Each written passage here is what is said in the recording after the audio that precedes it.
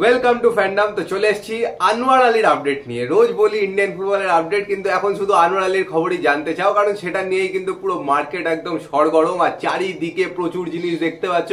অনেকেই কনফিউজ যে কি হচ্ছে, ওই জন্য কমেন্ট করেও অনেকে জিজ্ঞেস করছো যে কি চলছে, কি হচ্ছে, কি হতে পারে।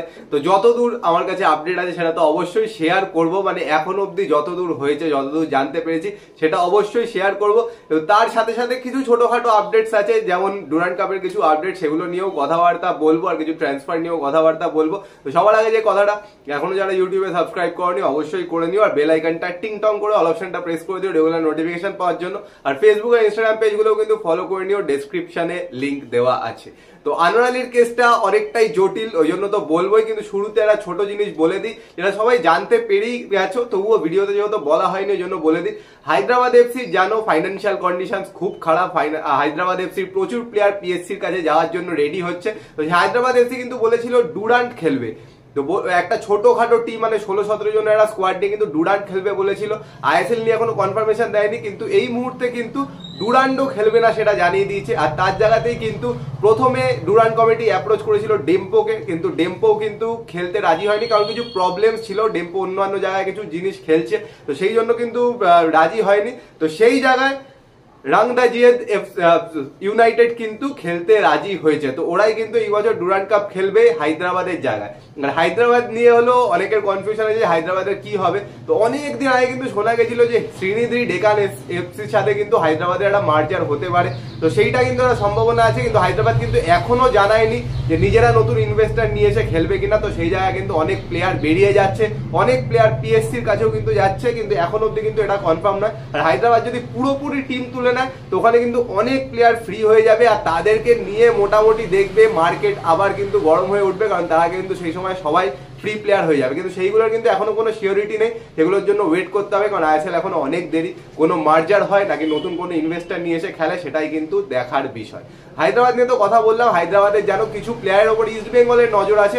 তো এই হায়দ্রাবাদের ডিসিশনটার ওপর কিন্তু ইস্ট বেঙ্গলেরও অনেক কিছু ডিপেন্ড করছে ট্রান্সফার মার্কেটে। অলরেডি যেন ভিগনেশ কিন্তু পিএসসিতে চলে গেছে, ভিগনেশের জিনিসটা পিএসসিতে নিয়ে কিন্তু কিছুদিন বাদেই বসা হবে। সেই জায়গা থেকে কিন্তু ভিগনেশকে ফ্রিতে পেয়ে যেতে পারে, কারণ কন্ট্রাক্ট টার্মিনেট হলে কিন্তু একদম ফ্রি প্লেয়ার হয়ে যাবে ভিগনেশ। এগুলো তো হলো, এবার হলো যেটা আসল জিনিস, যেটা শুরুতেই বললাম, আনোয়ার আলীর আপডেট। আনোয়ার আলী সাগায় কিন্তু একদম লাস্ট স্টেজে আমরা পৌঁছে গেছি। পিএসসির মিটিং কালকে হয়েছিল, কালে কিন্তু পুছে তোমাদের ভিডিও বানিয়েও বলে দিয়েছে যে কি কি হতে পারে, কারণ কালকে অবধি কিন্তু কোনো আপডেট বেরোয়নি, কিন্তু আমাদের কাছে যতদূর আপডেট ছিল যে কি কি হতে পারে সব কিন্তু পুছে কালকের ভিডিওতে বলে দিয়েছিল। আগের ভিডিওতে গিয়ে দেখে নিতে পারো। তো প্রথমেই বলি আনোয়ার আলী সাগাটা যেখান থেকে শুরু হয়, প্রথমে হলো আনোয়ার আলী নিজের কন্ট্রাক্ট টার্মিনেট করে দিল্লি এফসিতে ফেরত চলে যায়। সে তার দুদিন বাদেই কিন্তু মোহনবাগানকে বলে যে নতুন কন্ট্রাক্ট দিতে, মানে নতুন একদম পার্মানেন্ট ডিল দিতে। পার্মানেন্ট ডিল দিলেই কিন্তু মোহনবাগানে খেলতে রাজি, না হলে খেলবে না। তো সেই জায়গা থেকে কন্ট্রাক্ট টার্মিনেট করে দিল্লি এফসিতে চলে যায়। আর মোহনবাগানও কিন্তু পার্মানেন্ট ডিল দিতে রাজি হয়নি, কারণ মোহনবাগানে একটা প্রবলেমও আছে, পার্মানেন্ট ডিল দিতে গেলে কিন্তু সেখানে স্যালারিটাও আরো বেড়ে যাবে, স্যালারি ক্যাপের মধ্যে রাখতে পারবে না। এই প্রবলেমের জন্যই হলো মেনলি দুই পার্টি মিলে পিএসসির দিকে ছুটে যায়। আর ফাইনালি এতদিন বাদে কিন্তু পিএসসির হিয়ারিংটা হয়, কারণ পিএসসি সবার থেকে স্টেটমেন্টস চেয়ে সব কিন্তু স্ক্রুটিনাইজ করে তারপরে মিটিংটা ডেকেছিল, যেখানে কিন্তু দুই পক্ষের থেকেই শোনা হয়েছে যে কি কি বিষয়, কি কি জিনিস চলছে, দুই পক্ষের থেকে কিন্তু পুরোপুরি শুনে তারপর কিন্তু একটা ইন্টারিম ডিসিশন এই মুহূর্তে জানিয়েছে। এরপরে আরেকটা মিটিং হবে, সেখানে কিন্তু একদম ফাইনাল ডিসিশন সবকিছু নিয়ে আসবে, কিন্তু ইন্টারিম ডিসিশন কিন্তু জানিয়েছে। তো বলে দিই, পিএসসি যেটা বললাম দুই পক্ষ থেকে কিন্তু শুনে প্রথমে ডিসিশনটা হলো আনোয়ার আলী যে কন্ট্রাক্ট টার্মিনেট করেছে সেটাই কিন্তু হবে, মানে মোহনবাগানে কিন্তু আর আনোয়ার আলী খেলবে না, মানে আনোয়ার আলী কিন্তু ফিরে যাচ্ছে না মোহনবাগানে। আনোয়ার আলী তার মানে এই মুহূর্তে কিন্তু দিল্লি এফসির প্লেয়ার, কিন্তু কন্ট্রাক্ট যেটা টার্মিনেট করেছে সেটা কিন্তু বলেছে যে কন্ট্রাক্ট কিন্তু ঠিকভাবে টার্মিনেট করা হয়নি, মানে জাস্ট কজ দিয়ে কিন্তু টার্মিনেট করা হয়নি, মানে কন্ট্রাক্ট টার্মিনেশনটা কিন্তু ভুল। কিন্তু যেহেতু পিএসসি প্লেয়ারের দিকে বেশি ঝুঁকে থাকে, আর প্লেয়ারের কেরিয়ারে যাতে কোনো আর কি প্রবলেম না হয় সেই জন্যই কিন্তু প্লেয়ারের দিকে ডিসিশনটা দেয়। তো সেই জায়গা থেকে কন্ট্রাক্ট টার্মিনেট করেছে তো ঠিক আছে, কিন্তু কন্ট্রাক্ট টার্মিনেট করেছে যে সেটার জন্য কিন্তু যে কজগুলো দেখেছে সেই কজগুলো ঠিক নয়। সেই জন্য কি কি হতে পারে সেই ডিসিশনটা নিয়ে কিন্তু পরের দিন আসবে, মানে পরের যে হিয়ারিংটা হবে সেইখানে সেই ডিসিশনগুলো হবে। কিন্তু ইনিশিয়াল ডিসিশন যে আনোয়ার আলী এই মুহূর্তে কিন্তু দিল্লি এফসির প্লেয়ার, আর আনোয়ার আলী যদি চায় অন্য কোনো টিমের সাথে কিন্তু কথাবার্তা বলতে পারে, অন্য কোনো টিমের সাথে কিন্তু কন্ট্রাক্টেও সাইন করতে পারে, অন্য কোনো টিমে কিন্তু যেতেই পারে। এই মুহূর্তে এআইএফএফ কিন্তু সেটা অ্যাপ্রুভ করে দেবে। কিন্তু ব্যাপারটা হলো অন্য কোনো টিমে ধরো চলে গেল, তারপরে ধরো ফাইনাল ডেতে এর পরের দিন যে হিয়ারিংটা হবে সেখানে ধরো ডিসিশন এলো যে আনোয়ার আলীকে 6 মাসের জন্য সাসপেন্ড করা হলো, বা আনোয়ার আলীকে কোনো একটা কম্পেনসেশন দিতে হবে মোহনবাগানকে, বা দিল্লি এফসি সাসপেন্ড হলো, এরকম কিন্তু অনেক কিছুই হতে পারে। সেই জায়গায় কিন্তু দিল্লি এফসির ওপর ট্রান্সফার ব্যান লাগতে পারে, আনোয়ার আলীর ওপর কিন্তু স্পোর্টিং সেকশন মানে ম্যাক্সিমাম 6 মাসের কিন্তু একটা সাসপেনশন লাগতে পারে।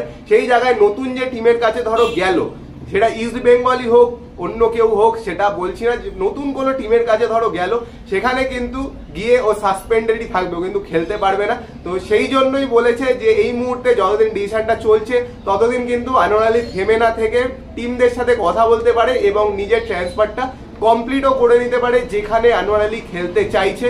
কিন্তু ফাইনাল ডিসিশনের দিন যদি এরকম হয় যে আনোয়ার আলী সাসপেন্ড হচ্ছে, তো সেই জায়গায় কিন্তু একটা টিমে কন্ট্রাক্ট করে নেওয়ার পরেও কিন্তু সেখানে গিয়ে খেলতে পারবে না, সাসপেনশনটা পুরো কাটিয়ে তারপরেই কিন্তু খেলতে পারবে। এটাই হলো মেন বক্তব্য।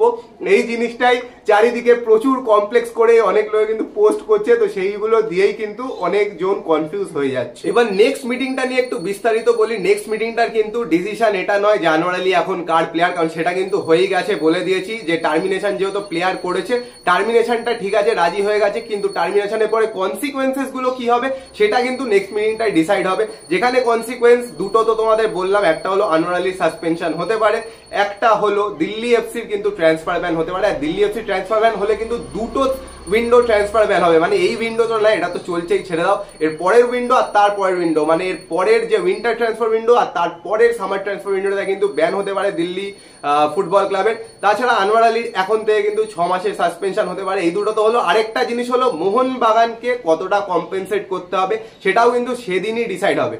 কম্পেনসেট কিন্তু করতেই হবে মোহনবাগানকে, কারণ মোহনবাগানের সাথে কিন্তু কন্ট্রাক্টটা ছিল, কিন্তু কত কম্পেনসেট করতে হবে, কিভাবে কম্পেনসেট করতে হবে, কিরম ভাবে কি হবে, সবকিছু কিন্তু পরের মিটিংটায় ডিসাইড হবে। তো এই ইনিশিয়াল মিটিংটার ডিসিশনটাও তোমাদের বলে দিলাম, পরের মিটিং এ কি কি ডিসাইড হবে বলে দিলাম। আর এখন যদি আনোয়ার আলী ট্রান্সফার নিয়ে নেয়, ট্রান্সফারের পরে কি কি হতে পারে, আর যদি সবকিছু স্মুথলি চলে, যদি শুধু মানে এই কম্পেনসেশন দিয়ে সবকিছু সলভ হয়ে যায়, তাহলে তো যেরকম চলছে নর্মাল সেরকমই চলবে। আর তার আগেই যদি আনোয়ার কোথাও সাইন করে নেয়, সেখানে গিয়ে খেলতেও পারবে। এগুলোই হলো একদম আলটিমেট যা ডিসিশন হয়েছে, অন্য কিন্তু কিছু নয়। কিন্তু আমি একটাই জিনিস বলবো, ফিফা যখন রুলটা এনেছিল 2022-এ, এআইএফএফ কে কিন্তু 2025 অব্দি সময় দিয়েছিল, যাতে এই মুহূর্তে মানে 2022-এর যে ডিলগুলো অলরেডি হয়ে গেছে বা সবে যে ডিলগুলো হয়েছে, ধরো সেগুলো হয়তো কারো 2 বছরের লোন নীল, কারো 3 বছরের লোন নীল হয়েছে, তাদেরকে 2025-এর মধ্যে যাতে কমপ্লিট হয়ে যায় এই জন্য কিন্তু করেছিল। কিন্তু ওই ডিসিশনটা আসার পরেও 2023-এ এসে কিন্তু মোহনবাগান যখন আনোয়ার আলীকে নিল, তখন কিন্তু ওই ডিলটা অ্যাপ্রুভ করে দিয়েছে। তো সেই জায়গায় কিন্তু না দিল্লি এফসির ফল্ট, না আনোয়ারের ফল্ট, না মোহনবাগানের ফল্ট। আমার কিন্তু যা মনে হয় এআইএফএফ এরই মেন ফল্টটা এখানে, কারণ ফিফার ডিসিশনটা আসার পরেও যেখানে টাইম দিয়েছে যাতে এর মধ্যে সব বাকি লোন ডিলগুলো কমপ্লিট হয়ে যায়, তারপর থেকে সব 1 বছরের ডিলই থাকে, সেই পিরিয়ডের মধ্যেই কিন্তু আবার একটা এত বড় লোন ডিল করতে দিয়েছে। এটা আমি তোমাদের কাছে বললাম। এবার তোমাদের ইস্ট বেঙ্গল সমর্থক হও, মোহনবাগান সমর্থক হও, মোহামেডান সমর্থক হও, তোমাদের কি বক্তব্য এটা নিয়ে অবশ্যই কমেন্ট বক্সে কমেন্ট করে জানিও। আর সব ক্লিয়ার করে বলে দিলাম, এরপরেও কোনো প্রশ্ন থাকলে নিচে অবশ্যই কমেন্ট বক্সে কমেন্ট করে জানিও, রিপ্লাই দেওয়ার চেষ্টা করবো। আর ভিডিওটা পছন্দ হলে লাইক করে দিও, শেয়ার করে দিও, চ্যানেলটা অবশ্যই সাবস্ক্রাইব করে দিও। তো চলো এখনের জন্য টাটা।